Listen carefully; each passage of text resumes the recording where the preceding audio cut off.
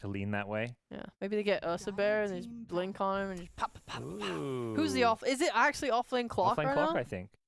It does strike me as a bit of an FBZ hero. He likes playing those teamfighty initiator type offlaners, and I would say Shaman 4 and then Wyvern 5. Maybe they're so sick of trying to go high ground after that last game, they just pick Shaman. They're like, yeah, we're just gonna snakes your high ground. Yeah. Cheese it. We know these guys want to turtle it up. They're gonna pick some hard carry last.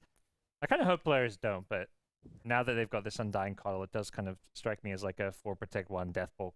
Like, they would just want to buff up their carry, give him the best game possible. Yeah, Booms is so weird because fighting into Tombstone is going to be really hard for them right now. If they get coiled with a Tombstone, like, what are they meant to do? You can Serpent Woods to Tombstone, right? That's decent. Yeah, but probably be pretty hard to do that because of the cast range on the. I don't think they're going to put the tomb next to them. Yeah. If Maybe you're on fighting, high if you're fighting near it, you can maybe, you can theoretically. Polaris get overall last pick. Boom having to pick out of this banning phase. What's a hero that strikes you guys that deals with that tomb? You saying that still might be an issue, but also isn't susceptible to having a gotcha pick, right? Because they're the two things they kind of have to consider right now. They have last pick, right? So it doesn't.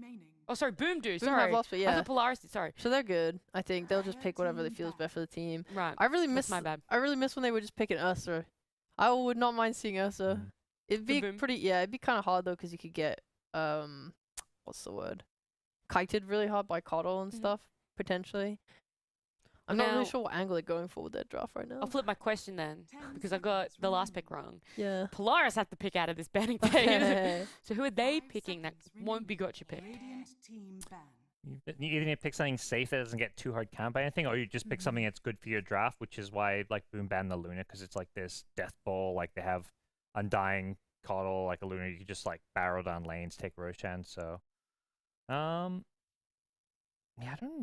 not sure anything stands out to me right now. At least, do they bristle back? Some Coddle bristle? They could maybe. I would like a Bloodseeker. I think. Oh yeah. Oh. That's always been a safe choice. Yeah, I think that'd be great. And then just like something to cut down on Boom's mobility. You're going to be able to do damage, like even if they're healed by the Wyvern, the stance is going to be super effective. And you ban PL. Why? They're afraid of it. The Shaman counter. Yeah, fair enough. To be honest, you got a Clock and a Shaman, they can't do anything. And like Wyvern, ain't no way he's going to be able to figure out the real PL and get the right curse off. Okay. Yeah, I want to see Bloodseeker for Polaris, and then for Boom, I'd probably want. What would I want? Maybe a Wraith King if there was a Bloodseeker, but if not, it's just hard because a lot of melee carries get kited by Coddle. I know it's not core Coddle, but it's still so annoying playing into like Coil, Tombstone, Coddle slow.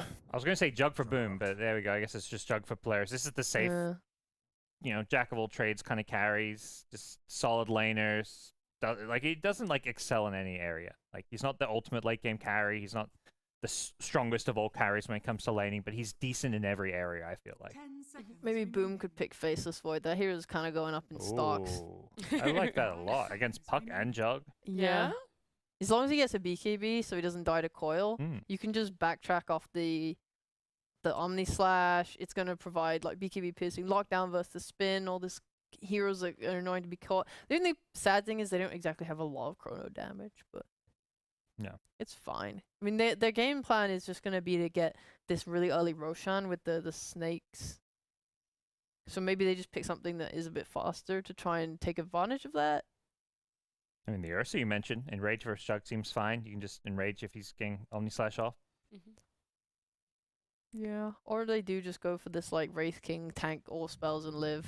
Yeah, it is the Ursa. They want it. They want I like it. the objective taking pace.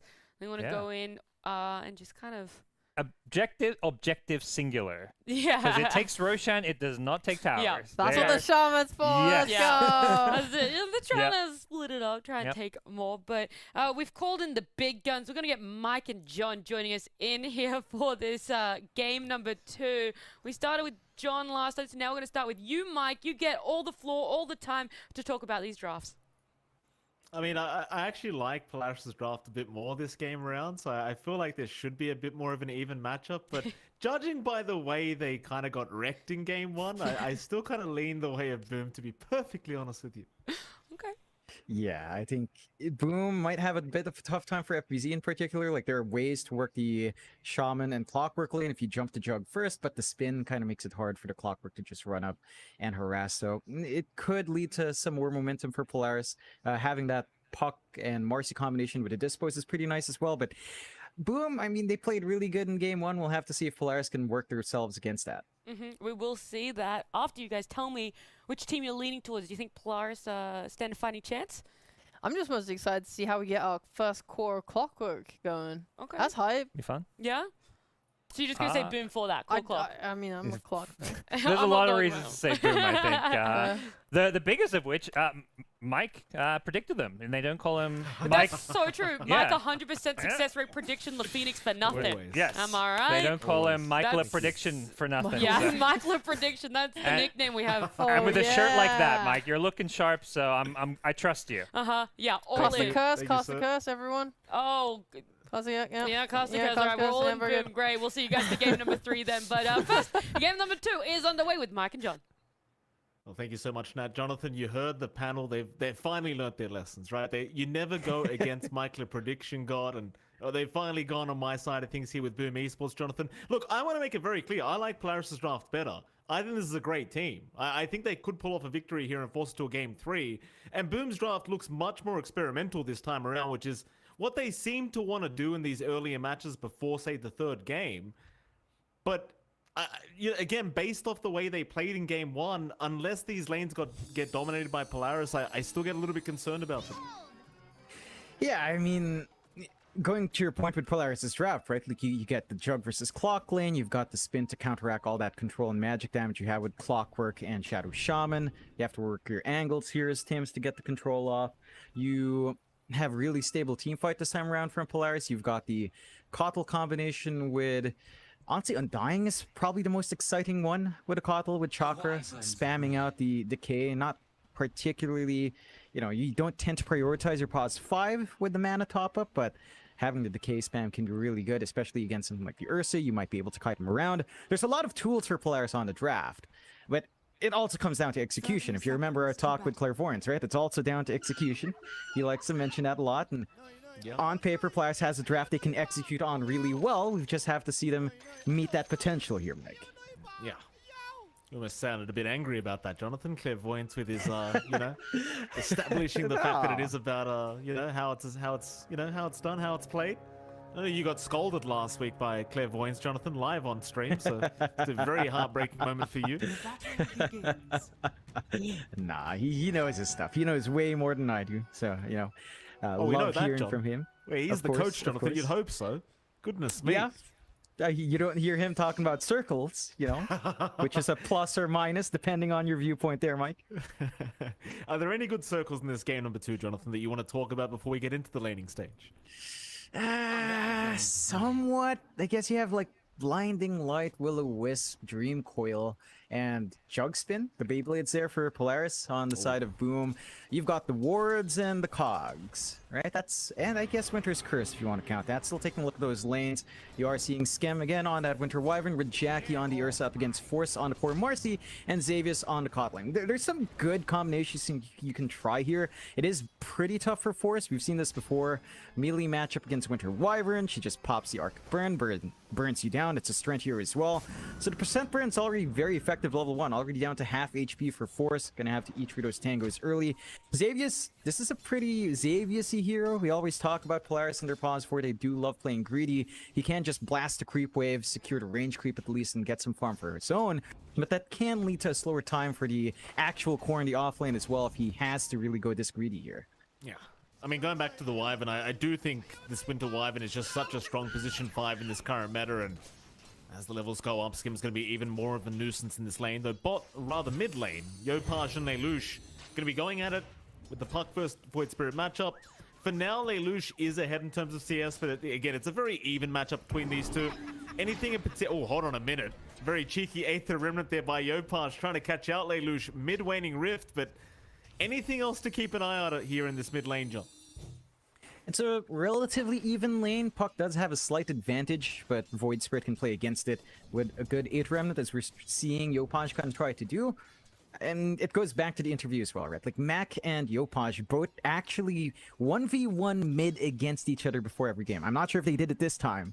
Before any of them has a series, they kind of contact each other, practice. So they know each other very well, and I think this is the lane that's probably the most competitive for Polaris and for Boom. You still see Yopaj keeping up in CS, so he's not completely behind, but again, Lelouch has a much easier time clearing out that creep wave.